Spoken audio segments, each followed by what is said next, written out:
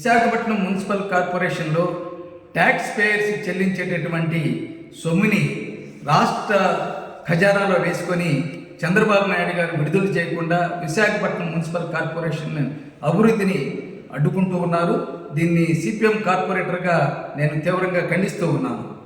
December 2025 నాటికి రాష్ట్ర ప్రభుత్వము సుమారుగా 1500 కోట్ల రూపాయలు విశాఖపట్నం మున్సిపల్ కార్పొరేషన్ యొక్క డబ్బు చెల్లించకుండా రాష్ట్ర ఖజానాలో పెట్టుకొని వివిధ అవసరాలకు ఉపయోగించుకుంటూ ఉన్నారు.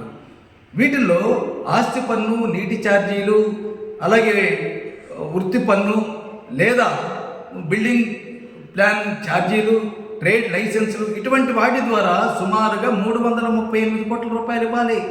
అలాగే స్టాంప్ డ్యూటీ ఉంది, వాటి మీద సర్ఛార్జీ ఉంది, 500 కోట్ల రూపాయలు ఇవ్వాలి. స్మార్ట్ సిటీ నిధుల కింద 285 కోట్ల రూపాయలు ఇవ్వాలి. వాటితో పాటు 15వ ఆర్థిక సంఘం యొక్క నిధులు ఉన్నాయి, 195 కోట్ల రూపాయలు ఇవ్వాలి.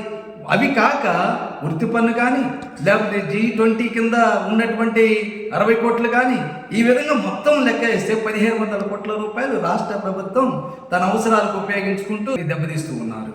విశాఖపట్నం మున్సిపల్ కార్పొరేషన్ ఖజానా ఖాళీ అయిపోయింది. ఇప్పుడు రోడ్లకు కానీ, మంచినీళ్ళకి కానీ, లేకపోతే డ్రైనేజ్కి కానీ, పార్కులకు కానీ, వీధి లైట్లకు కానీ, ఇటువంటి మెయింటెనెన్స్ కానీ ఇతర అభివృద్ధి కార్యక్రమాలకి నిధులు లేకుండా తీవ్రంగా అగసాట్లు పడుతూ ఉన్నది.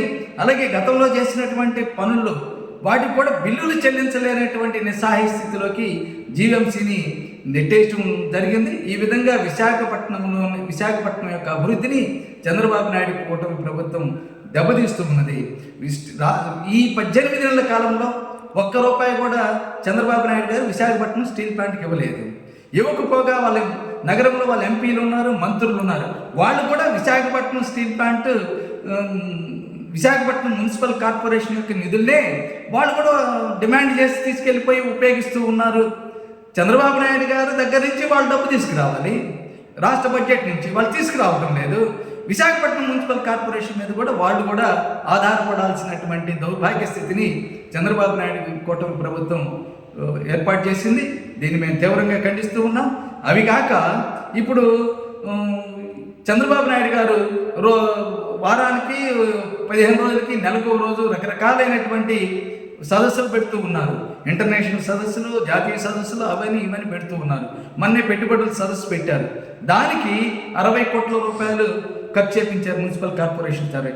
వీటన్నిటికి కూడా మున్సిపల్ కార్పొరేషన్ యొక్క నిధులే, ట్యాక్స్ పేయర్స్ యొక్క నిధులే ఖర్చు పెడుతున్నాయి, వృధా ఖర్చులు. వీటన్నిటికి విశాఖపట్నం పౌరులు ఎందుకు భరించాలని మేము అడుగుతూ ఉన్నాం. అందువల్ల విశాఖపట్నాన్ని దెబ్బతీయొద్దు.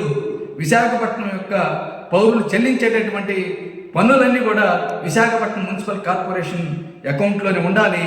వారే ఖర్చు పెట్టుకునేటటువంటి చర్యలు తీసుకెళ్ళాలి. అమరావతికి తీసుకెళ్లకుండా ఒక చట్టం కూడా చేయడం జరిగింది. CFMS నుంచి విశాఖపట్నం, విజయవాడని మినహాయించారు. అయినా చంద్రబాబు నాయుడు గారు దాన్ని అమలు చేయకుండా డబ్బును అక్కడ తీసుకువెళ్ళి తన అవసరాలకు వాడుకోవటం అనేది అనైతికమైనటువంటిది, చట్ట వ్యతిరేకమైనటువంటిది, రాజ్యాంగ వ్యతిరేకమైనటువంటిదని నేను వారికి తెలియజేస్తూ ఉన్నాను. ఇప్పటికైనా వెంటనే ఆపండి, 1500 కోట్ల రూపాయలు వెంటనే విడుదల చేయండి అని రాష్ట్ర ముఖ్యమంత్రి చంద్రబాబు నాయుడు గారిని నేను డిమాండ్ చేస్తూ ఉన్నాను.